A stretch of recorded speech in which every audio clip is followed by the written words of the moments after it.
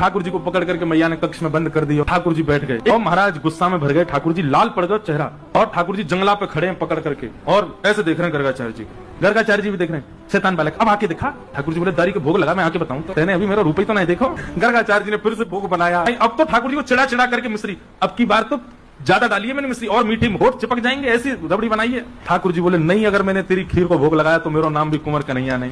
नन्हे से ठाकुर जी कौन ताले वाले, उनके सामने तो नेक में महाराज ताले वाले सब खुल गए बाहर थे। ठाकुर जी ने किवाड़ खोली और घुटमुन चल करके गए और खीर लेकर के प्रेम से पाने लगे। थोड़ा अपना जाप वाप करने के बाद और जैसे ही अब की बार नेत्र खोल करके देखा, नेक से बटुआ से ठाकुर जी के 4 भुजा प्रकट है गई। एक भुजा से खीर को पात्र पकड़ो है, एक भुजा से ठाकुर जी खीर पा रहे हैं और अपनी तीसरी भुजा से वही खीर को लेकर के गर्गाचार्य जी को पवा रहे हैं। गर्गाचार्य जी ने जब चतुर्भुज रूप का दर्शन किया, गर्गाचार्य जी के नेत्र सजल हो गए। भगवान में आपके रूप को पहचान नहीं पाया।